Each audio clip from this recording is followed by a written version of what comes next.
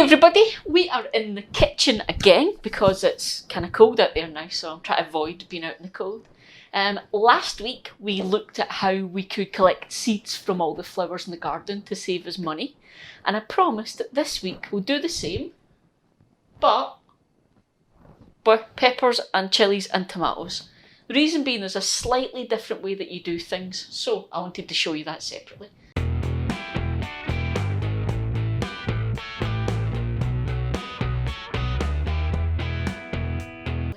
So then, we've got the little indigo blue tomatoes that I love, and we're going to collect the seeds. We've got one of the Roma peppers and a jalapeno chili, which is what I've been growing this year.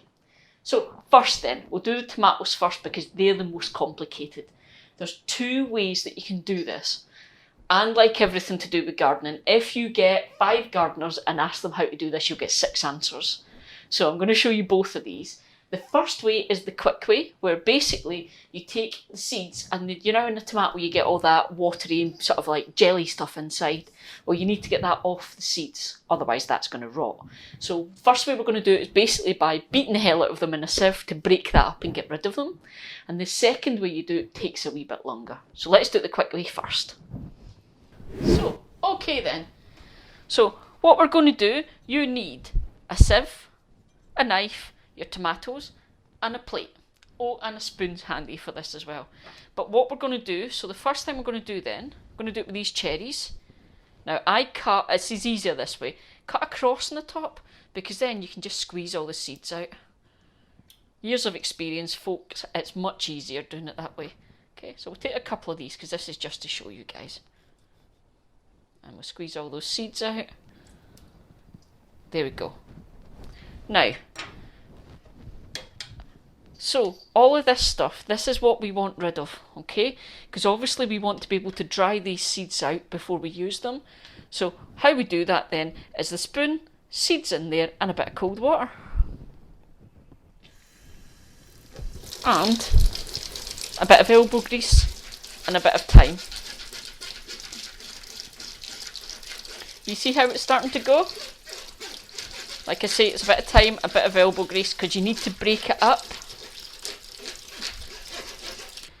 And there we go, okay? Now it's a case of getting all that together. And the thing is, doing this, you will lose some of those seeds because as you're doing that, they'll get fired everywhere. And all I'm going to do is put them onto this plate and put them aside and leave them for a few days to dry. Okay.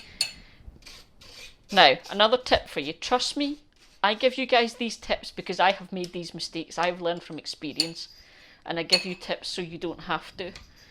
Do not put them onto kitchen towel to dry out because they will stick to the kitchen towel and you will never get them off again.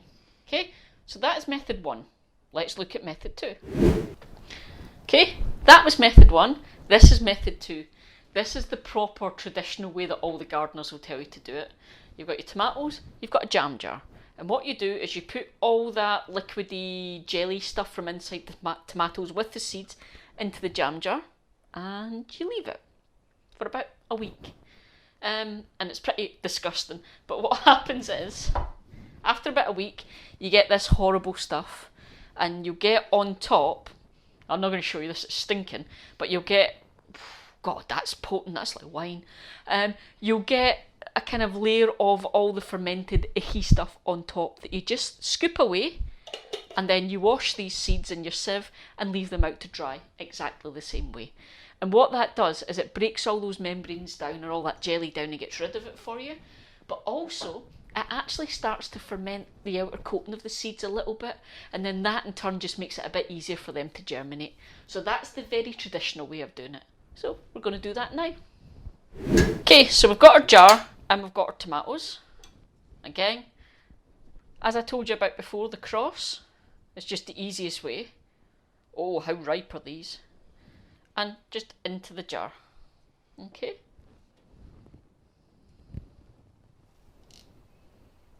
And we won't tell Kate about the mess I'm making of the kitchen. Last one.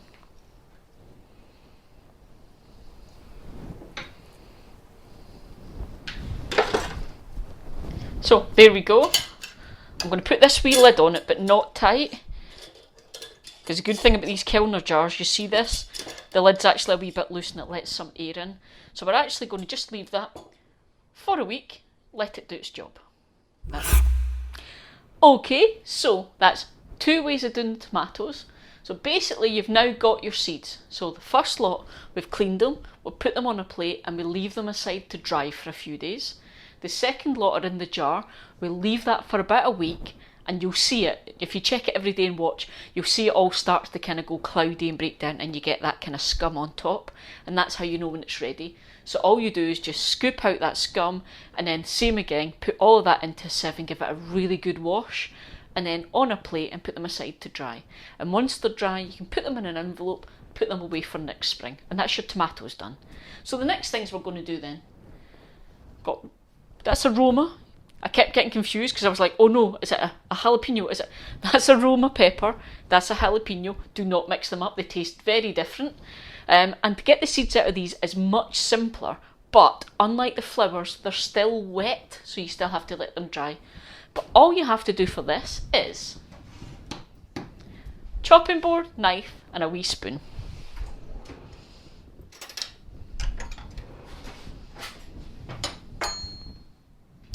So when you choose your Roma peppers, hopefully you've got one that's got seeds in it. So split it down the middle and pray. Yay! And then this is a really complicated bit. Are you ready?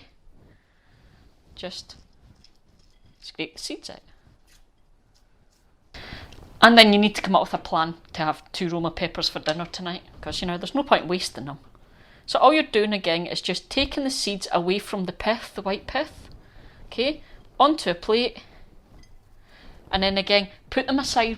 These ones are not as wet as the tomatoes, so just put them aside for a few hours to let them dry, and then we can put them in the envelopes. And can you guess what we do with the jalapeno? Exactly the same. So this one will have more seeds. I've eaten a few of these, I know. There we go. Same again, jalapeno, and just scrape out the seeds. Now they look exactly the same as the seeds from the pepper, so just be careful not to mix them up because it's going to get really confusing in the springtime if you do. And there we go. So 2 different plates so I can tell the difference and I don't mix them up. And that's those done. Another top tip for you, again, I'm telling you guys this so you don't make the same mistakes as me. Don't touch anything. Chilli fingers, don't touch your eyes, your lips, your face, anything a bit more delicate. Don't do it, guys, trust me on this one. Go and wash your hands at least 20 times now, and then come back to this, because you've got all your seeds. All you need is just a wee envelope to put your seeds in. Do not go and buy fancy envelopes, you don't need them. These are just the ones that Kate and I have got left over from the wedding, so I'm just using them up. Any standard envelopes will do. That's a lie. Don't use those padded ones because they've got plastic inside, just a normal paper. But top tip, I always put on them what is the seed, so it'll be jalapenos, and I always put when I'm going to sow it. So these are going to get sown in March next year. So jalapenos and March 2020. That way, when I find them in my little seed box, I know, oh, they're this year's, or oh God, I should have done that last year. And I'll do that for them all. But basically, that is it. Put them all aside and give them time to dry. When they're dry, put them in their envelopes, and you have got seeds for next year. On that one, this is a really important thing to think about for some people. If you're growing flowers and vegetables and fruits and things, you might have noticed some of them have got hybrid or F1 as part of their name.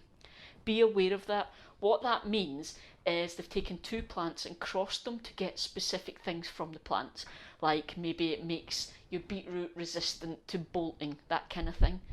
If you then collect seeds from an F1 or a hybrid, you are likely not going to get that same plant again, that exact same feature again.